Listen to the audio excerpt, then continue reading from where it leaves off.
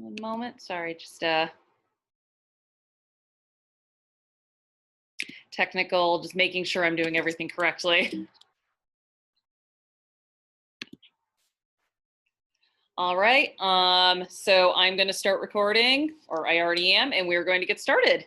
So welcome everyone, my name is Liz. I am the Adult Programming Coordinator at the Darien Public Library, and I am a mostly self-taught cinephile and definitely a avowed horror hound. And I've been doing film programs for the Darien Public Library once a month. So my first one was on blockbusters, the second was on political film, and this one is on my favorite genre of film, which is horror. And one of the things I like to tell everybody is do not be scared of horror. There's definitely a lot more there than you think. And it really is, I think, a far wider world than a lot of people give it credit for. And that is what I'm here to talk about tonight. We're just going to pull this up. A moment.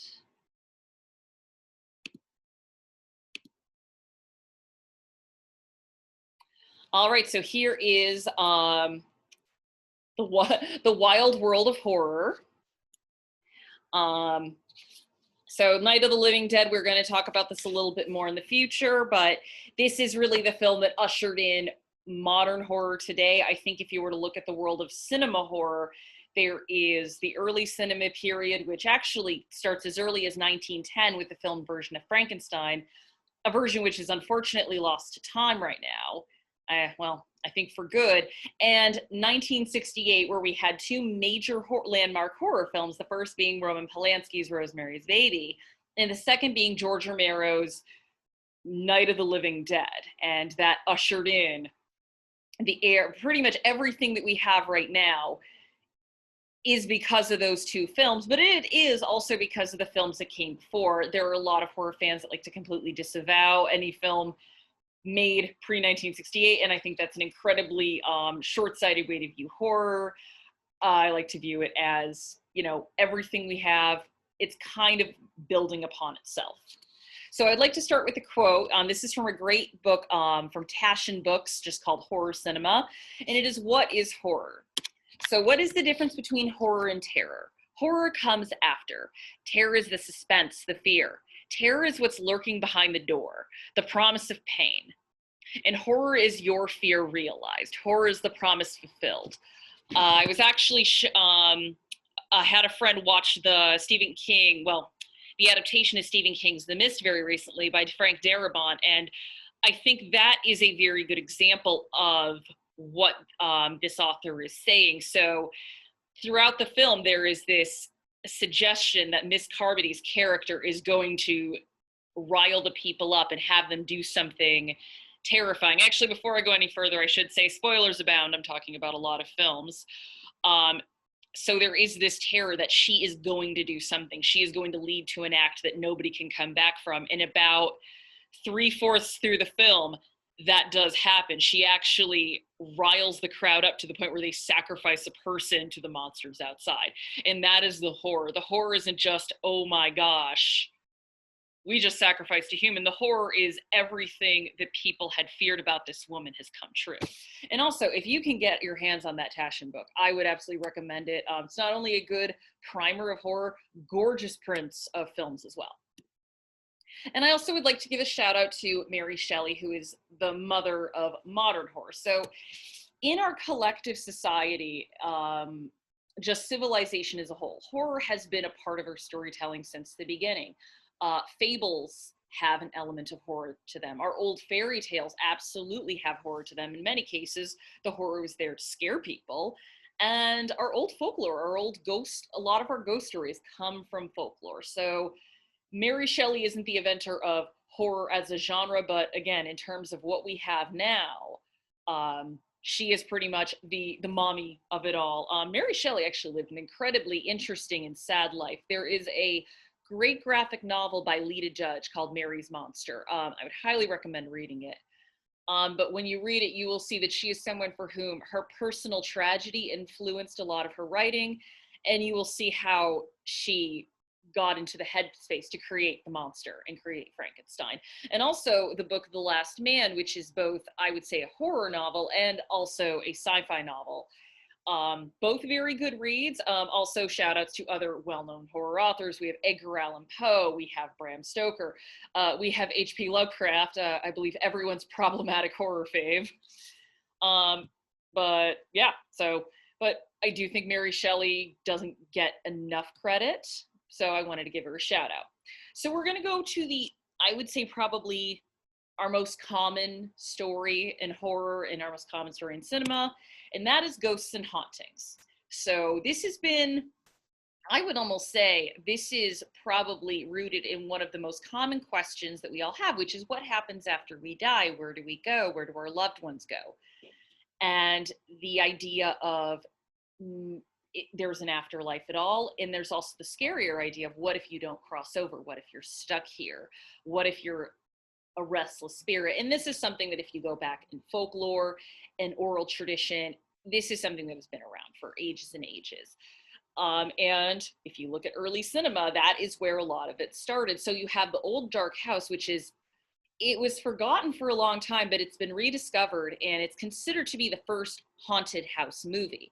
Highly recommend finding it. The good thing about a lot of these older horror films is a lot of them are in the public domain, meaning you can just find them free and full on YouTube, or if you want to buy a physical copy, they likely exist on a number of different imprints. There's House on Haunted Hill, The Innocents, which inspired the others. Carnival of Souls, which is a fantastic film. It was the only film made by this man, Hank Harvey, who made industrial, infomercial films for most of his life, but apparently had one story in him about a woman who survives a car accident and starts seeing ghouls and spirits haunting her. Also, the wonderful film from Japan, Houseu, definitely a cult hit here. I have talked about it on the film live streams. If you want a bonkers haunted house story, Houseu's it. The Great Poltergeist, which is my favorite haunted house movie aside from Houseu. And also, while I'm here, I am going to say Tobe Hooper directed Poltergeist. Steven Spielberg did not. Thing is, in the 80s, ghost stories kind of fell out of favor because in the 80s, slasher films started to become the thing. So that was the new horror trend. But we still had some good ones. I will rep for Prom Night 2, Hello, Mary Lou for a lot. But from the 80s until the end of the 90s, ghost stories really weren't that big. And what really brought ghost stories back, at least in American cinema, was The Sixth Sense, which, say what you will about M. Night Shyamalan, he brought the ghost story back to American cinema. And there have been some great ones since then. We had the others. I think the first Insidious is pretty great. If you watch Spanish cinema, Guillermo del Toro's The Devil's Backbone is wonderful. And Crimson Peak, although ultimately Crimson Peak is a gothic horror story, it's more of a gothic love story. It definitely has the haunted house and ghost element. And one of my favorite surprises from last year was Dr. Sleep, which is the sequel to Stephen King's The Shining. And you might be wondering where The Shining is on that, but you'll see where I put it. So, a note about this is I'm going through genres with the films. There's a lot of overlap, so I had to pick which genre fits each film best. We're moving on to another tried and true trope in horror, and that is vampires. So again, Bram Stoker gave us the character of Dracula, and cinema just hasn't been the same since then. Although Dracula was not the first cinematic vampire, and that was Nosferatu, which is a silent German film. And if you have not seen it, you have likely seen images of it, and I still don't know what makeup they did for that man, but he looks terrifying. That is something you will see in your nightmares. But Bela Lugosi's portrayal of Dracula in 1931 is considered the standard, and he still is. When you ask people what's the most iconic vampire or who is the most iconic Dracula, they come up with Bela Lugosi. There's also Vampire, another German film that came out around the same time. We had Let's Scare Jessica to Death in 1971, which is more of a take on Camilla, which is a female vampire story. And blaxploitation got into vampires as well with Blackula. And we then had Werner Herzog, I believe. Again, feel free to chime in if I'm actually getting a director wrong, Todd especially. His adaptation of Nosferatu as well, which is equally creepy and gross. The 80s, we saw vampires getting a lot more modern. They were no longer living in castles and wearing cloaks. They were fashionable. They were hip. So we had The Hunger with Catherine Deneuve and David Bowie. We had Near Dark, these weird, nomadic, gory vampires. And then we had The Lost Boys, also in 1987, which were these, like, you know, kind of punk, new wave teenagers. And as with all genres, vampires also kind of had an ebb and flow in popularity. And I don't want to blame Twilight for vampires kind of falling out of favor for a while, but I think it led to an oversaturation because it was that, True Blood, Vampire Diaries. I think we as a culture got sick of them. So we're kind of putting them on a back burner for now. But if you want something that's from the late aughts that is not Twilight related, 30 Days of Night is fantastic. There's a great, I think it is Finnish film called Let the Right One In, or it's Norwegian. And there is an amazing Korean film called Thirst, which that is one of my favorite vampire films of all time. And I do love seeing how other cultures take on the vampire genre. Especially because, like, Thirst especially, and The Hunger, they go into the more eroticism of the vampire genre. There is definitely a sexual element, I think more so than any other genre of horror. And definitely more sexual than the next one, which is werewolves. So vampires and werewolves are very similar in that they both have this idea of infection, or if we're talking about the old folklore, this idea of corruption, of infection, of, you know, you're bit, you're going to become one of them. There's no escape, you have to die. It's you can draw a lot of parallels now to people who get infected with certain diseases. Oh, one moment, someone needs to be let in.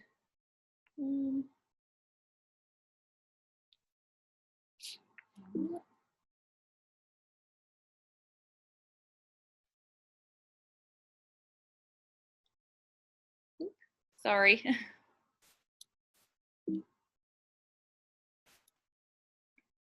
One moment, sorry about that.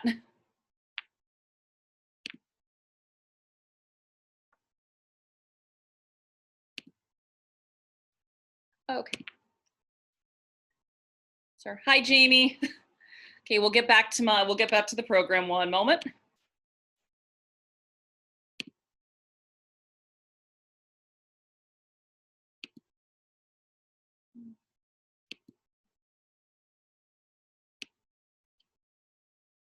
This is all the fun of the live technical difficulties. All right, so werewolves. So werewolves and vampires, they have the sharing of your bit. You're one of them. You're infected. You're corrupted. And werewolves have also had a big ebb and flow in popularity as well. So we had Werewolf in London, which I think it's considered the first werewolf film. However, the most famous wolf film we have is The Wolfman. I don't think we're ever going to get anything more iconic than Lon Chaney, until that is An American Werewolf in London came along, and not only completely revitalized the werewolf genre with giving it an injection of comedy in modern, just a modern touch, because you had John Landis, who was coming off of Animal House, directing this, but you also could now, thanks to special effects work and really good makeup work, show a werewolf transformation. And I'm sure if you're a horror fan, you know who Rick Baker is. He's the makeup effects artist who created the transformation in American Werewolf in London. This transformation sequence was so good and the makeup was so convincing.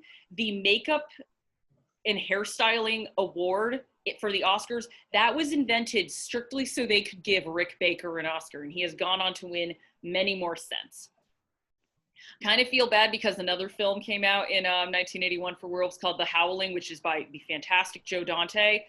Also a lot of fun, but if you have to pick the winner of what year for 1981, you're going to go with American Werewolf in London. Another 80s, we saw a lot of werewolf films, definitely the early ones. They are another one that really fell out of favor in the 90s. The 90s was way more kind of serial killer and slasher centered. 2000s, we got a great one with Ginger Snaps, which if you've not seen Ginger Snaps, I believe that is free on Tubi right now. But that is a film that talks about the werewolf in puberty. So, and it's very different because this is a woman becoming a werewolf, not something that's seen too much in the horror genre. But also stars the fantastic Catherine Isabel, which if you're a fan of Hannibal, you know who she is. So we're moving on, just other monsters. So this was kind of my grab bag. So we have Phantom of the Opera, Frankenstein.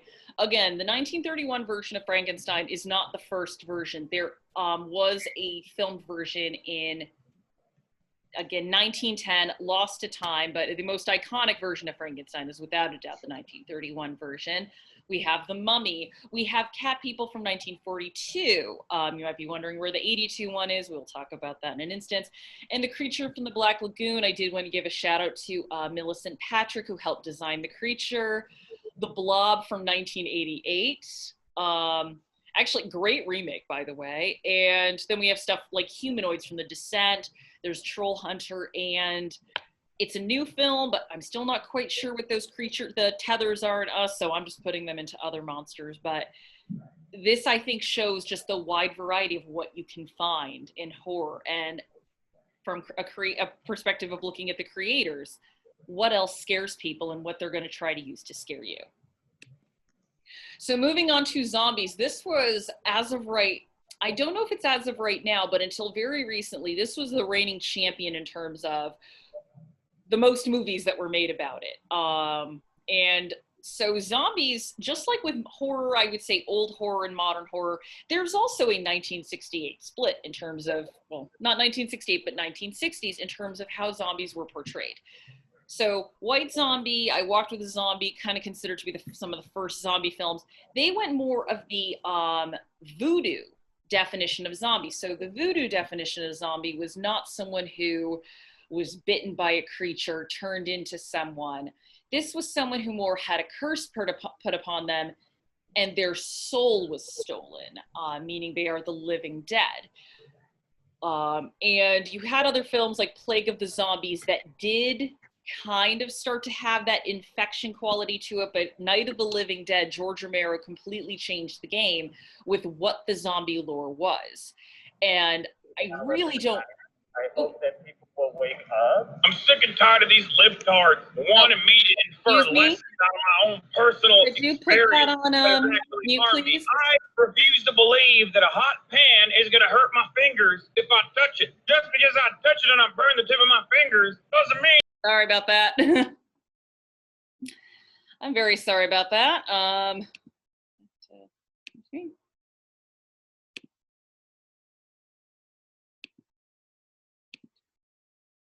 So back to zombies, sorry about that. I really can't think of any other film that is more, I guess, changed the lore of the character of the creature more than George Romero's Night of the Living Dead. It took it from a far more supernatural occurrence to something that is kind of more akin to the vampire, to the werewolf, and changed it more to an infection, to something that kills you and then reanimates you.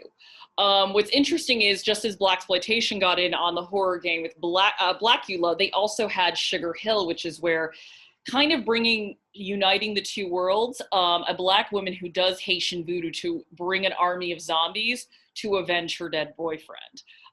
Not a great film, but it's worth seeking out because it is interesting to see both of those, the old version of the zombies and the new versions completely come together. Also, we have both versions of Dawn of the Dead. Lucio Fulci's Zombie, which is a downright delight. Return of the Living Dead, which kind of has more of a zombie horror comedy feel. Peter Jackson's Dead Alive, which if you have not seen, fantastic film. And I would argue that Shaun of the Dead also helped revitalize the zombie in a bit. It brought back the horror comedy. I think zombies, this is a personal opinion, have gotten a little bit stale in America. I think The Walking Dead's kind of just, I think we're just in a period of oversaturation. However, in other countries, there have been a lot of really good zombie films made. South Korea's Train to Busan. One Cut of the Dead from Japan is one of the best homages to zombie films I've ever seen. And if you want a zombie musical, there's the British film Anna and the Apocalypse. So there is another film that's credited with bringing zombies back, but I actually do not classify it as a zombie film. So we're talking about plague horror, very telling right now. I mean, we're in the midst of a pandemic. But 28 Days Later, which came out in 2002, and really, like, I saw that film 3 times. It gets classified as a zombie film a lot because they're all of the tropes of the zombie films. However, if I may be a stickler, if we're going by the Romero definition of zombies, no one technically dies. It's like rabies. So I classify it as a plague film. And plague horror takes many different forms. It can be just a virus that ravages the earth, like Last Man on Earth. It can be something that's more government created via a leak or even a test. We have George Romero's The Crazies, or the very little seen Impulse, which is about a toxic leak into a milk supply area, and just the entire town starts to just act on their lizard brain impulses, which is a terrifying idea. 28 Days Later comes in and really just brings that back. And we also have Cabin Fever the same year, which is more of a, there's something in the water, there's something infecting you. With plague horror, you also have this really big crossover a lot with eco horror, which we'll talk about later. But the idea of there might be something natural out there that can infect you, that it's not a supernatural creature. It's not even a creature that you can maybe, remove the head, stake in the heart. It's something invisible. Or it can get to you in one drop of blood. And in some ways that's even more terrifying, because in the real world, this can happen, whereas vampires aren't, they aren't real. Also, some great stuff in the mid to late aughts. Wreck and Quarantine, I thought, were both great. Pontypool, which I believe is still on Netflix, is a great one. The Bay, which is directed by Barry Levinson of Diner and Rain Man fame, and the unfortunately ill-advertised It Comes at Night is a plague movie. Very depressing plague movie. It's up there with The Road in terms of depressing. So we're moving on to something a little bit more fun with aliens. So aliens are, again, we have the big crossover with sci-fi, but aliens, I think at their core, have a horror element to them because they're coming from another world. You don't know who they are, you don't know if they're going to be nice, and with the exception of stuff like E.T. and Close Encounters, we really overall have aliens that are either benign or malevolent. And the 50s was full of this stuff. The 50s had a lot, we had the Cold War, we had the Red Scare. There was a lot of fear of the unknown, of someone coming in and infiltrating us. Although, to the credit of stuff like Invasion of the Body Snatchers, that's a film that can be read from both ways, as it's either communists coming to get you or it's McCarthyism coming to get you. Although, for the 1956 version, Don Siegel said, I just came in to make an alien movie. Obviously, War of the Worlds, one of the most famous alien features, probably one of the most, still one of the most iconic moments of alien arrival on screen. Invasion of the Body Snatchers, a film that has been remade 4 times and always has something, well, for the most part, something interesting to say. 56 is great. The 78 version, I believe, is the absolute best. The 93 version by Abel Ferrara is interesting. 2007 version is not worth it. And The Blob from 1958, yes, is an alien creature. There's also, if you are into Japanese horror, which we'll discuss later, there's Gokei, the Body Snatcher from Hell. And then we have probably one of the other most famous alien film of all time, which is Alien, which I don't know if anyone is familiar with the, Bravo ran this in the mid-aughts called The Scariest Movie Moments of All Time. John Landis was one of the talking heads, and he made a very good point that, well, Alien is a sci-fi film, it's an alien film. It is also a haunted house film, because it basically solves that question of why doesn't everyone just leave the house where the ghost is? In this case, you can. But still, the main ghost is not a ghost, it's an alien, so counts as an alien movie. John Carpenter's absolutely fantastic The Thing, and then you have films like Life Force, which does cross over into vampire film, but they are space vampires first and foremost. One moment. It's just been a whole fun day of technical difficulties here. Aliens have kind of veered more towards hard sci-fi, or definitely veering away from horror. We had that more in the 90s with The Arrival and Independence Day, and even veer towards comedy with Men in Black. Although in the 2010s, we had some really inventive films. We had Attack the Block, Joe Cornish's film, which stars John Boyega. This is pre-Star Wars. Jonathan Glazer's Under the Skin, which is Scarlett Johansson is an alien who consumes humans, and it's not gory. It's more of a mood trip, if anything. But again, it's a different take on the alien idea, and it is ultimately terrifying. And for this year, we did have Richard Stanley adapting the H.P. Lovecraft story Color Out of Space, where not quite sure if they're aliens, but it's something that comes and just transforms the landscape. And again, this is a absolutely, if you can see it, find a way to. So on to, we're going from outer space to something in the underworld with devils and demons. So probably one of the earliest, I think the earliest recorded instance of a demon devil movie is Haxan, which, you know, obviously the devil and the demon is an old fear. This goes back even pre-Judeo-Christian. There's in a lot of old lore, there is this idea of there is a demonic or a deceitful creature that wants to make you do wrong. And it, you know, manifests itself differently in cinema, and a lot of crossover with stuff like witches, sometimes folk horror. So there's Haxan, there's The Black Cat in 1934, which was remade to be more, so The Black Cat in 1934 was pre-Hays Code, meaning films could get away with a little bit more before the Hays Code. It was remade in 1941 to be a lot less graphic and a lot more comedic. We have Mask of the Red Death in 1964, and again, another sort of turning point in film, which is 1968's Rosemary's Baby. Also, one of the first horror films to win an Oscar. Ruth Gordon won for Best Supporting Actress. This was based on Ira Levine's book from 1967. Ira Levine actually kind of regrets writing the book, not in terms of content, but the sort of mini satanic panic scare that it set off, although it was nowhere near as bad as the satanic panic of the 80s, which actually sent, you know, people to jail for no reason.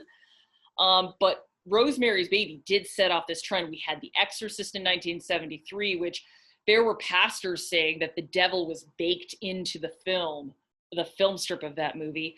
The Omen from 1976, in which the world's most famous movie dad, Gregory Peck, now has to kill his son.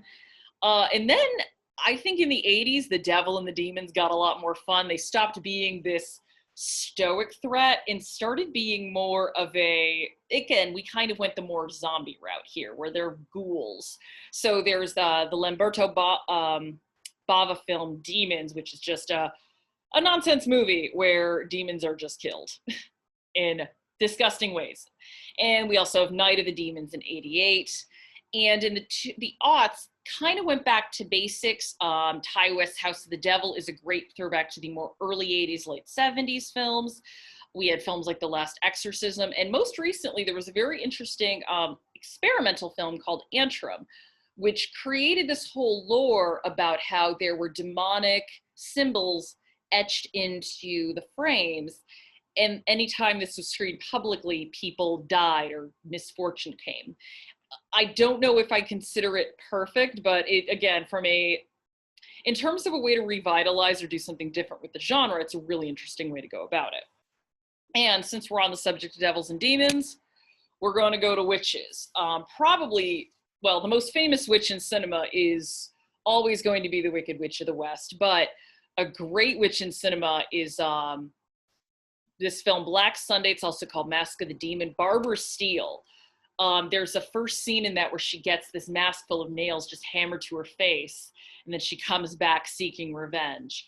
And witches, you know, old fear, going back to folklore. They're seen as being both like the purveyors of evil, but they're also in some films protectors. such as I think the Love Witch is a little bit more neutral on what the witches are. There's the idea that there can be good witches. The Craft actually goes into that a little bit. Dario Argento's Suspiria, there's the Coven of Old Witches. The Blair Witch Project is obviously the evil witch in the woods who, you know, going back to the Hansel and Gretel type of archetype, she's in the woods, she'll eat you if you cross her path. The most interesting entry in this is Halloween 3 Season of the Witch, not only because it's a Halloween movie that does not include Michael Myers, but the witch is not your typical witch in a pointy hat. It's not even a woman. The leader of this coven is a man who wants to bring back the original type of sacrifices that used to take place in Samhain. If you have not seen Halloween 3, it's a lot of fun, and I would actually say best of all the Halloween sequels. So we're still on this track. We're going on to folk horror. So folk horror is arguably the newest of the genres. A lot of the genres we've talked about, they're fairly old. They have their roots in folklore. They have their roots in other cultures. Folklore is something, I don't want to say it came from British film, but it pretty much did. So there's a quote from this article in The Guardian that defines folk horror as saying, these stories don't have to be supernatural. The horror in folk horror can often stem from isolation, the permission remoteness gives us to give into human depravity. What makes folk horror this way is the brutality that emerges from these places with violent histories that still linger, ghost-like in the landscape. And part of folk horror's role is to unearth forgotten barbarities and injustices that make us look at ourselves afresh. So it's not so much folk horror in that it's always cults, but it's folk horror in that you're on a remote island, you're in the woods, you're, you might be traveling with your estranged boyfriend to go to Sweden for a little cult getaway like in Midsummer. And it's this isolation from civilized society that gives way to the old ways, which are usually seen as barbaric. And probably the film that first gave way to this genre is Witchfinder General, Blood on Satan's Claw, and The Wicker Man. These are like the trifecta of the folk horror the creation of the genre, although Wicker Man is obviously the most well-known. There's some smaller ones. We have Nothing But the Night, which is a little-seen Christopher Lee movie. If we're kind of going with cults and folk horror, Children of the Corn, if we're looking at that, does fit that genre, that town in the middle of nowhere, the remoteness, the Korean film The Wailing. I think the best example of this is Midsummer in terms of a modern folk horror classic, where you take these characters, they're far away from civilized society, and they don't give in to the depravities, but they start to see how this isolated culture lives and how they become affected by it. So moving on to curses, kind of going back more into has very old roots in culture. A lot of older films like Curse of the Mummy, they didn't really go into the curse as much as that it's like, oh, you're cursed, now the mummy is going to come for you. Whereas starting in the 80s and onward, curses started to be explored in a much different way, in a way that like you literally can't get rid of it. It's stuck on you. The Evil Dead did curses in an incredibly visceral and gory way where it literally consumes you. Cat People, Paul Schrader's remake of the story, takes the shape-shifting aspect and makes it more of a curse rather than just a trait this person has. And then there's Candyman from 1992, which takes the curse and kind of works it into the idea of oral tradition and folklore. In the Mouth of Madness takes a curse from this idea of if enough people believe this story, it's going to become real. The old gods are going to come out, or just people are going to go insane. There's also the old trope of the Romani curse, which we see in the adaptation of Thriller, and Sam Raimi's Drag Me to Hell.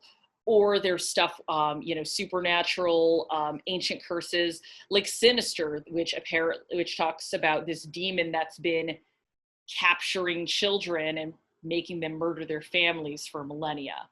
It also goes in stranger directions, like It Follows, where essentially the curse is a sexually transmitted disease, which, hey, new way to take that, and In Fabric, which discusses a cursed garment.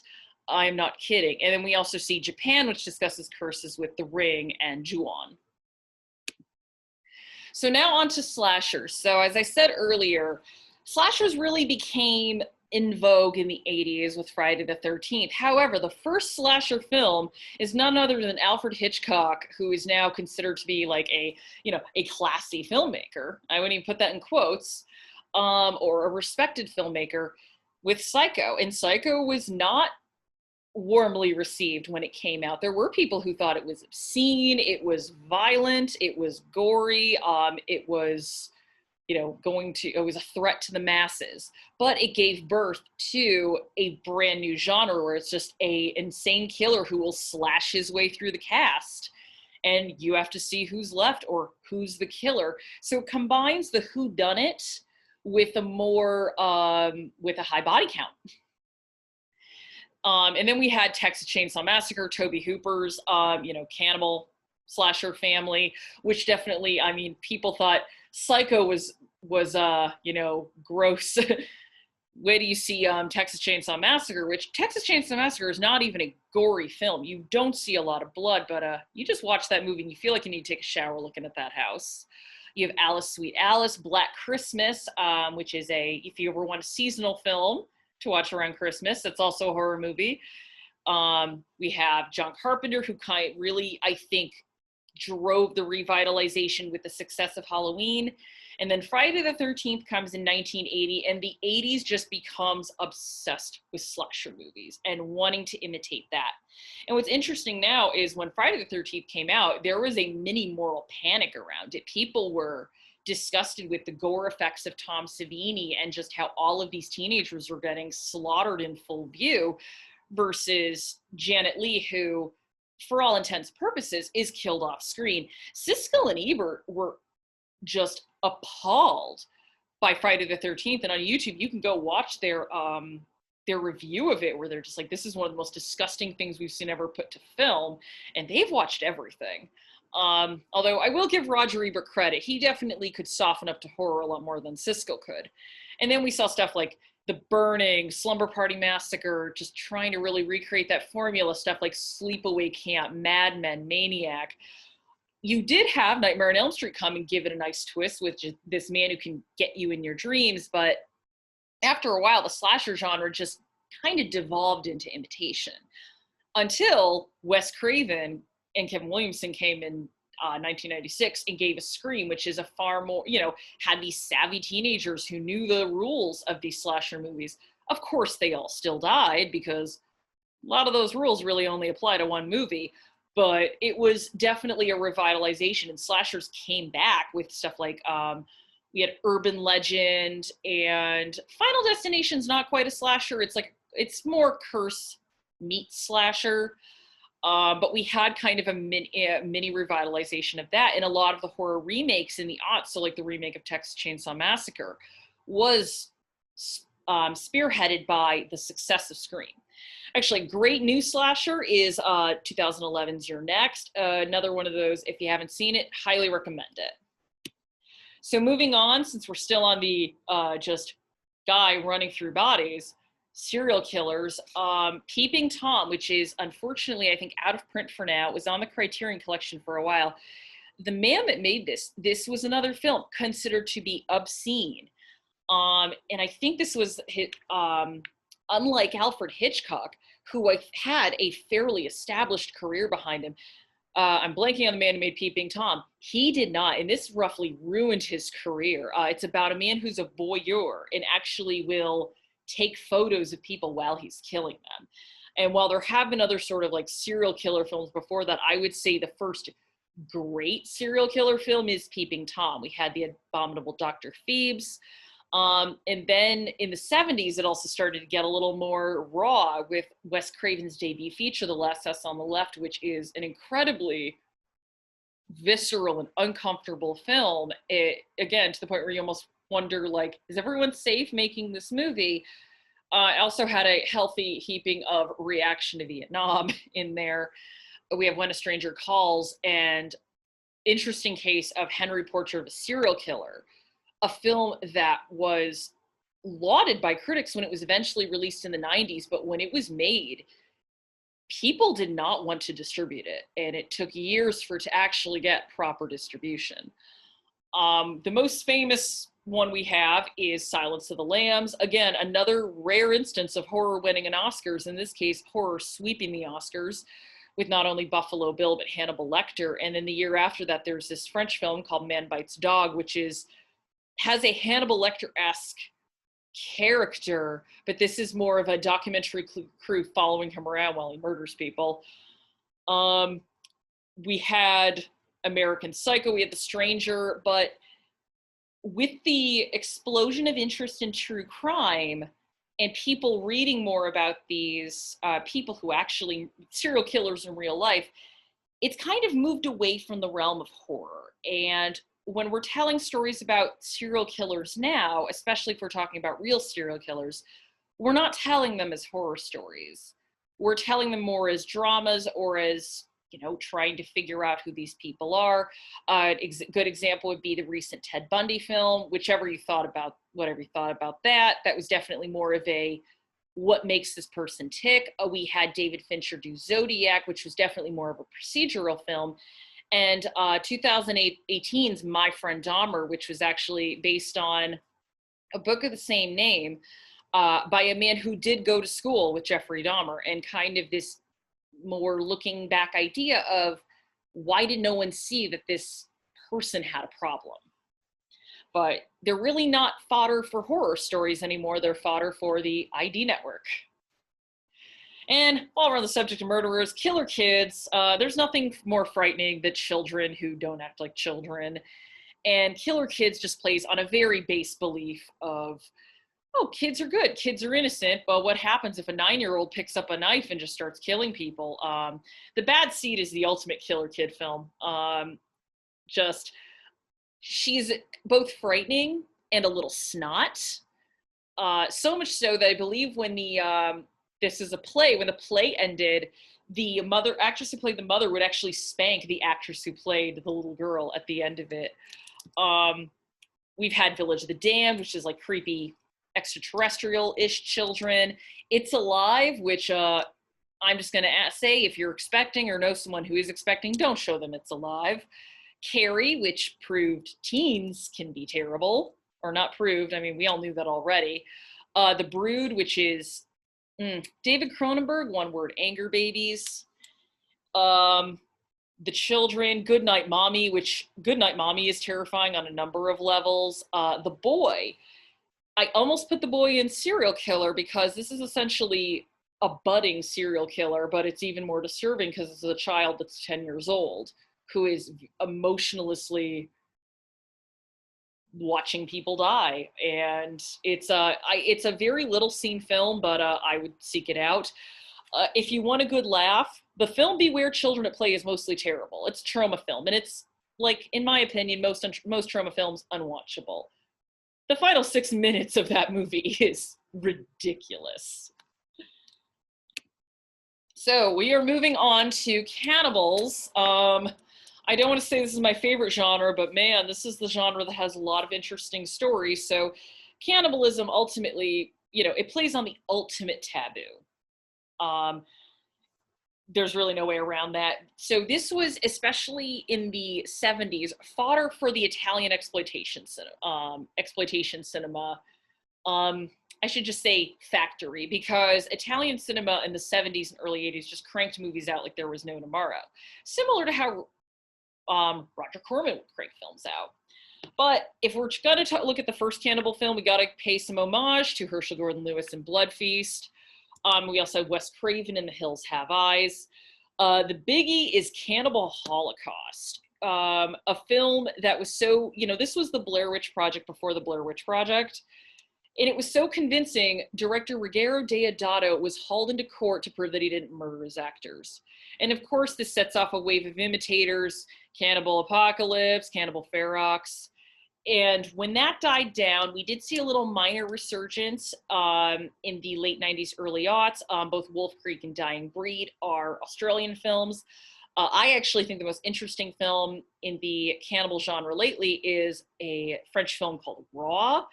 Uh, it's about a vet student who develops a craving for human flesh, doesn't go where you think it's going to go. Nature Strikes Back. So eco horror is one that has an interesting history. So a lot of cinematic eco horror came out of atomic fear.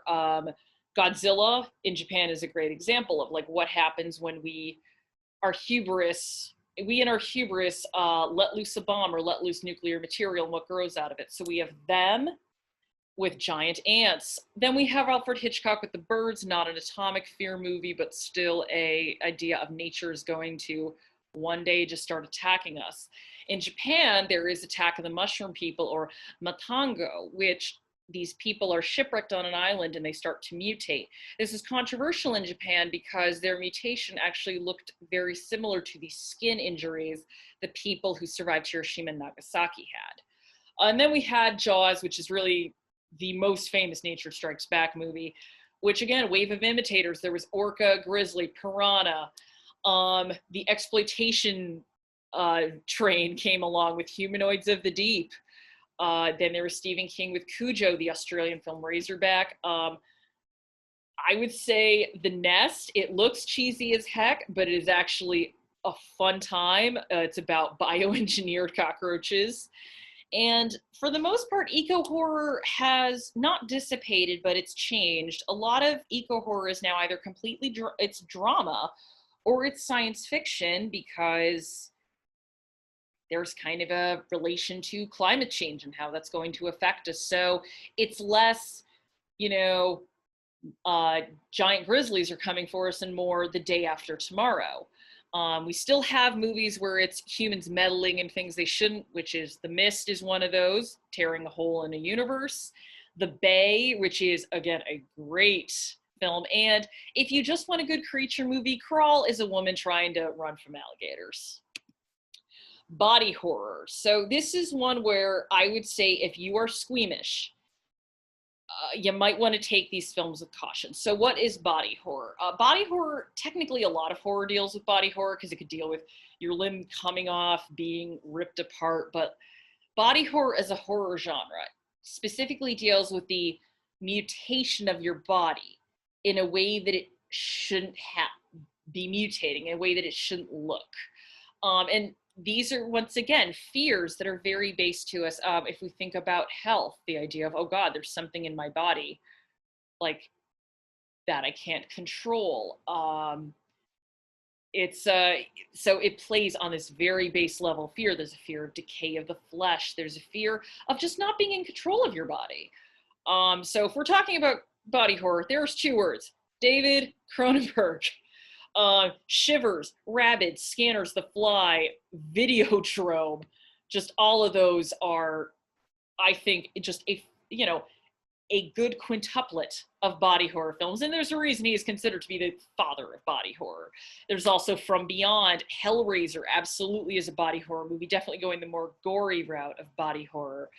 The film Society, which not a body horror for the most part, and then the final 20 minutes. Again, if you're not into this, I would just say avoid that film. There is an Australian film called Body Melt, which uses body horror as a way to poke fun at the health and wellness industry. There's the more recent Afterbirth and Annihilation, which, while it is mostly a sci-fi movie, there are many instances of body horror, both subtle and not so subtle. I think I'm just going to call it the bear to end all bears in that movie. But the idea of your body fusing with this potentially alien environment is something that is both beautiful in that movie and ultimately terrifying. And an offshoot of body horror is medical horror. Eyes Without a Face is about a man who basically kills to try and create a new face for his daughter. Coma is more straightforward medical horror, the idea of what happens if you're in a coma, what if your organs and body parts are harvested. It goes comedy with Frankenhooker. There's Reanimator. There's David Cronenberg's Dead Ringers, where if you go to a certain type of doctor, Dead Ringers is going to be a real uncomfortable film to watch. and it kind of went away a bit in the 90s, and it came back in the aughts with May, in which a woman tries to literally make herself a friend, and the Soska sisters, American Mary. And recently we had Get Out, which most people consider psychological horror, but if you've seen Get Out and you know what the ultimate secret of that family is, that is not only body horror because it is you not having control of your body anymore, it is someone else taking it. It is medical horror because of how it is done. It's the idea of someone can lure you to their house, drug you, and perform brain surgery on you to transplant someone else's consciousness into your head. That's a terrifying idea if I've ever heard of one. So we're now going to psychological horror, which, mostly low on gore, but big on scares. Repulsion by Roman Polanski is a great example of that. That is a woman who is just isolated in her house, which, Roman Polanski, you should be in a house isolated from him. The fantastic Nicholas Roeg film, Don't Look Now, which is a couple who's recovering from the death of their child. They go to Venice and they keep seeing, the husband keeps seeing flashes of his wife in a mourning outfit. He keeps seeing flashes of his daughter in a red raincoat. And there's also, in the background, you start hearing about these murders that are happening. The Stepford Wives, which is another Ira Levine-based film, which asks the question of, this came on the heels of the women's movement. Kind of the idea of, what if, you went to a town where all of the women were all of a sudden 50s housewives again. And I would put The Shining in psychological horror in that the way Kubrick tells that story is nothing in that is absolutely supernatural. That can all be explained as Jack Torrance having a breakdown. Stephen King might have a different view on that, but if I'm looking at the film only, I have to put it there. There's also stuff like Misery, Single White Female. If you are an animation fan, I would consider Satoshi Kon's Perfect Blue to be one of the best entries in psychological horror of all time. And it greatly influenced Darren Aronofsky's Black Swan. Actually, speaking of Darren Aronofsky, there's also Mother, which there's some gore in there, but that is definitely, I think, a great example of psychological horror that just builds and builds and builds to the point where by the time it's done, you just feel mentally exhausted. And of course, Karen Kusama's fantastic, The Invitation. I do want to give her a shout out. And horror comedy. So I've discussed this a little bit as we've been going along. So my view on horror comedy, it definitely existed pre-1981, but horror comedy wasn't good. And horror comedy is still a very hard tightrope walk to get right. Because if you don't do it right, you're just laughing at people getting murdered, and that's not funny. That doesn't work. So it's very hard to find films that actually really walk that line and do it well. And I think the first film that really did do this well was John Landis's An American Werewolf in London, which has some moments that are utterly terrifying and cringe-inducing, and also hilarious, like the character of David waking up in the zoo after transforming and realizing he has no clothes on, and asking a little kid, like, can I please have your balloon so he can just have some modesty? Or just even the final scenes of a werewolf terrorizing a porno theater. That idea just sounds hysterical. And Landis is able to make that both terrifying and funny. Sam Raimi also pulls this off in Evil Dead 2, whereas the first Evil Dead is a straight up horror film. Evil Dead 2, he starts to go a little bit more into the humor. He has that in Army of Darkness as well. And for a while, horror comedy was kind of, again, sort of dead in the water a bit. There was the Tales in the Crypt stuff, but that was, Demon Knight wasn't too funny, and Bordello of Blood doesn't quite work. And then Shaun of the Dead comes and just, Nick Pegg, Simon Frost, and Edgar Wright just absolutely breathed life into it again. And so we also got stuff like Fido. We got Zombieland. We got Tucker and Dale versus Evil. There's Cabin in the Woods. There's Final Girls, Happy Death Day, and most recently, if you have Hulu, Little Monsters, which features Lupita Nyong'o just smacking a bunch of zombies with a shovel. And anthology. So I mentioned Tales of the Crypt. So Tales of the Crypt, you're probably most familiar with the TV show, but it actually started as a film in 1972 and became a show in 1989 and then spawned a few more standalone films from that. So this was more like 90-minute episodes rather than 4 small films. We had Trilogy of Terror, which was a TV movie, but has gotten enough of a cult following. And then we have the mother of all anthologies, which is George Romero's Creepshow. He teamed up with Stephen King, and I don't think there was a more perfect horror anthology than Creepshow. Every single, all 5 stories are great. I know some people don't like the Jordy Verrill one. I think that one's still good. And it's kind of a shame that Creepshow 2 is not as good, although it does have one great segment, which is The Raft. We also have Twilight Zone, the movie, which I will always say Twilight Zone's horror. But, you know, unfortunately has some bad history behind it. We had Tales from the Dark Side, both the show and the film. And we had Tales from the Hood, which was horror from a Black perspective, which, you know, horror is still ultimately a genre dominated by white creators. And while that's changing, there still aren't too many people who are, you know, with those voices out there. And from the aughts onwards, we've seen a lot of good anthologies. We've seen Trick or Treat, VHS, ABCs of Death, Double X, which is a women-led horror anthology, which, again, all great. And this seems to be where this finding a lot of popularity. Again, we're also seeing it in TV shows like the new Monsterland show. And the good thing about anthologies and short films is this is where a lot of horror creators can kind of get their name out there now. So now we come to women in horror. So as I said, you know, I've talked about Mary Shelley, the mother of modern horror. Horror has an interesting relationship with women. There are a lot of people who think it is not a woman genre at all, or it's unfriendly to women. But I would just say ultimately, film as a whole has an iffy relationship with women. I mean, you know, Last Tango in Paris is kind of terrifying, and that's not a horror movie.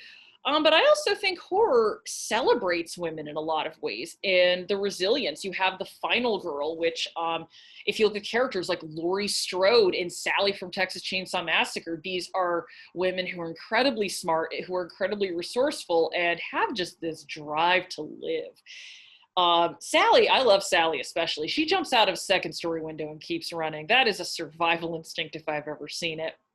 And you have Carrie, you know, some of these films are made and directed by men, but they're still ultimately very sympathetic to women. Women in films like The Haunting and The Innocents, horror was one of the few films that didn't automatically just write these women off as, oh, they're hysterical.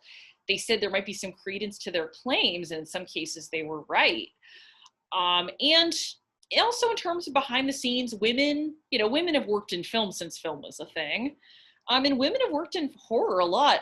Roger Corman, he made a lot of B movies, but he was actually in like the 60s and 70s, one of the few creators who would actually give women a shot to work on films. So I would just say this is a recommendation of great women in horror films to watch. I think Carrie is great. Carrie is one of the few movies I've seen that really, I think, gets how mean teen girls are. And I think it was ahead of the curve on that. Once like Heathers came around, it was kind of a thing. But Carrie just got how vicious teenagers can be. Also, Hello, Mary Lou, Ginger Snaps, which was written by a woman. Teeth is fantastic. And also, as the doors of horror have opened up a lot more, we're starting to see more women creating horror films and having different takes on certain creatures. So a really interesting one is the film Prevenge by Alice Lowe. That's about a woman who is pregnant and she's just lost her husband in an accident. And she believes that her fetus is telling her to go kill the people responsible. So if you look at pregnancy in a lot of other horror films, it's more the idea of my body is changing, there's something taking over me. Whereas in this one, it's a woman not only worrying about the real life anxieties of how am I going to raise a child alone, it's also this fear of a loss of self. So it's a different take on similar idea. And horror with a message. So if you went to my horror, political cinema, I've always said, you know, all film is political in some way. In horror, kind of like sci-fi, these are genres where they've been a way to covertly address certain messages. So Freaks, 1932, a film that was incredibly controversial when it came out. But when you look at it through the lens of the story it's telling, this is a film that took people who were considered freaks, people who had deformities, and they cast them as the heroes of this film, whereas the beautiful, statuesque blonde woman is the villain who gets her comeuppance for trying to take advantage of these marginalized people. Sugar Hill, as I mentioned before, The Stepford Wives comes on the heels of women's liberation and has this idea of what happens if your husband actually isn't okay with you being as independent as he says he is. You have The Stuff, which takes on kind of the diet food industry, Society, which takes on class. Get Out takes on racism, and Us takes on systemic inequality. And I think as we get more voices in horror, and we're going to have a lot more films like this, which I think is great. I mean, we always technically have had it, although I don't know if a movie like Freaks could be made now. Maybe. So we're just going to go over a few, before we end, a few countries of note, because most of my horror is focused on Western and English-based horror, with a few exceptions. So I do want to talk about Japanese horror. So most people were introduced to Japanese cinemas probably with kaiju films and Godzilla, but their horror is probably as wide as ours. They have everything from gore. There's literally a film called Tokyo Gore Police. They have psychological horror. They have body horror with Tetsuo the Iron Man. They have monster movies. They have zombie films like Wild Zero. But probably I would say the real birth of modern Japanese horror does come with Godzilla, which did come out of a horrifying moment for them. Jigoku kind of goes through this Buddhist version of A Trip to Hell. There's Attack of the Mushroom People. We have films like Kawaii Onibaba, Kuroneko, which deal with these spirits. There's The Living Skeleton, there's Hausu. And then in the 90s, we had stuff like Ringu and Tomie. We had Audition.